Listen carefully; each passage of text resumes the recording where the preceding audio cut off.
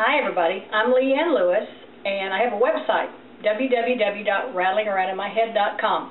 And this week's article, which I post every week, this week's article is called, There Will Be Gravy. And in it I talked about the fact that you can't learn to make gravy by reading a recipe. You've got to watch somebody make it. So, I couldn't very well post that article without including a video where you were able to watch somebody make gravy. So get ready, because I'm going to teach you how to do it. Okay, here's our gravy lesson.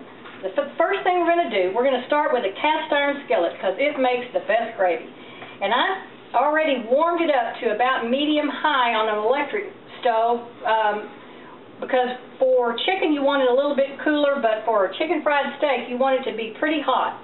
So I put probably about a cup of oil in here already. You want an unflavored oil. I've used canola oil. And as you can maybe see, it's already starting to kind of move around in there a little bit. That tells me it's nice and hot, ready to go. My meat is a tenderized round steak. I've got about 4 little pieces here that I've salted and peppered on both sides. So what I'm going to do is, now that my oil is nice and hot, I'm going to take my meat and I'm going to dredge it in flour real good. Then I'm going to dip it in buttermilk. I'm going to keep this flour all kind of stirred up. Back in the flour. Get lots on there. There we go. Make sure that it's all dry, floury on both sides. And I'm going to lay it right here in my skillet. Do you hear that nice sound? That is the sound of a skillet that's just right. Let's do another one. Flour.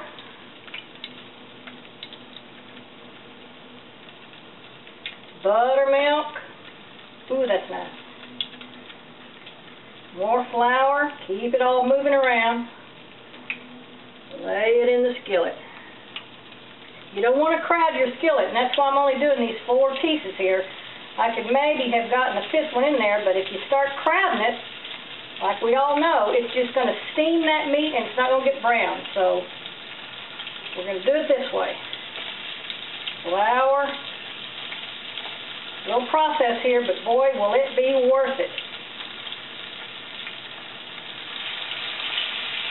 And you know what? I can't even get that last one in there, so I'm not going to worry about it. Now, the thing you got to know about making chicken fried steak, or really frying any piece of meat, is that you absolutely cannot start messing around with it in the skillet at this point, right after you put it in there. Because as soon as you start jimmying around with it, you're going to make it lose that crust on the bottom. So I'm going to let it sit there literally for at least 5 to 7 minutes until I know it's nice and brown before I ever even try to turn it over. And before I do that, I'm going to just sprinkle a little bit of the stuff that was on my fingers in here, because ooh, that's going to add to my gravy later on, and I'll be so glad I did.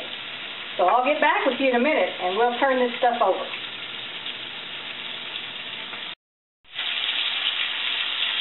Okay, this has been in here just like it was about 5 or 6 minutes, and I haven't touched it. But I can tell it's just nice and brown right on the edge there. And so now when I move it around, it won't stick. See how nice that is? I can turn it over. Ooh, that is just right. That's just right. Let me get the other one. Sometimes my burner over here doesn't cook evenly all around, so I'm going to make sure, I hope this one is brown on this side over here. Yep, lovely. Now the thing is, when you turn it over on this side, it's not going to take quite as long for some reason, and I'm not a scientist, so I don't know what it is. But I'm only going to leave this about 3 minutes on this side to get to the same color. And as you can tell, those little cracklings that I put in there are starting to brown up nicely too, so that's going to help my gravy a whole lot. So as soon as these are done, I'll get right to the part about making gravy, so stay tuned. Okay, these are perfect. So what I'm going to do is I'm going to take them up, just real careful so I don't leave any of my bottom crust, and I'm going to put them on a paper towel over here. And see, if I'd been messing with this, I'd have had all my crust stuck to the pan, and that wouldn't have been any good. So here I go. Now these are ready. I'm going to kind of set them out of my way here. What I've got to do is, can you hand me a bowl? Let me grab a bowl right quick. Okay, what I'm going to do here is I'm going to pour off my grease, and it's the kind of, this is where the science of gravy comes in. How much grease do you need to make gravy? Well, I'll show you. Okay, you got about, I want to get that on my burner. You got a lot of grease there. You don't need that much.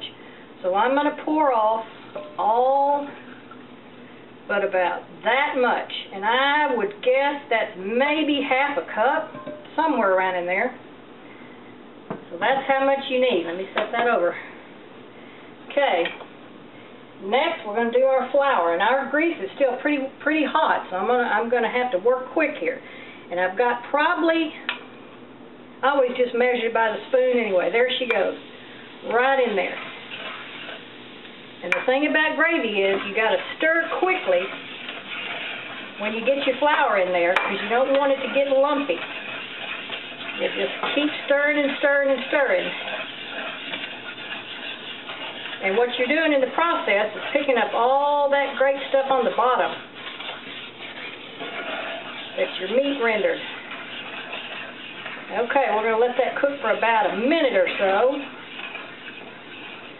And then we're going to add our milk. And again, it's not an exact science, and don't let anybody tell you it is, or they're not a good Southern cook. Alright, I'm going to pour it in here, and I'm going to keep stirring. And it's going to be a mess for a minute, and you're going to think, well, yuck.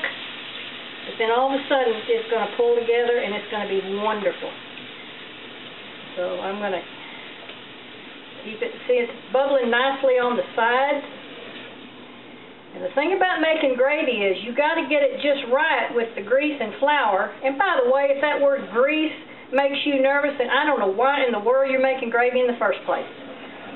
Alright, if you get too much milk, you're kind of in a bind. If you got a little bit more flour and it's a little thick, you can always add more milk. But you just kind of keep stirring it so it doesn't get lumpy and it doesn't get too thick. And that's getting there. Oh man, that is going to be so good. Alright, I got to salt and pepper it. While it's going, just give it a little extra flavor.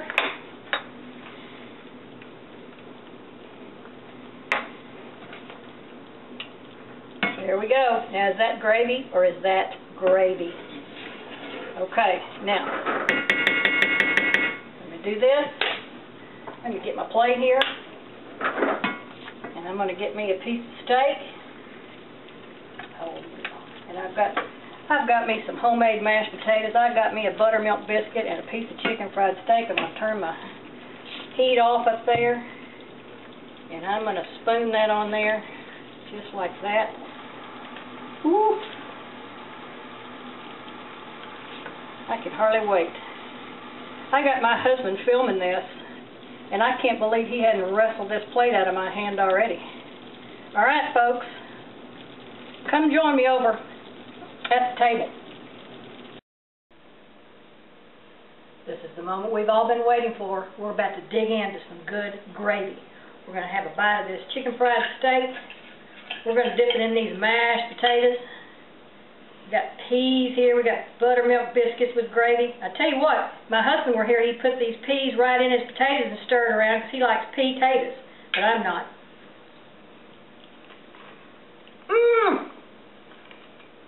Mmm. Oh, they're so good. Okay. You've got to try this at home. So, here's what's rattling around in my head.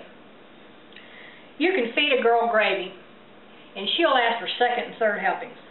Or you can teach her to make gravy, and she'll bless second and third generations. Go try this at home.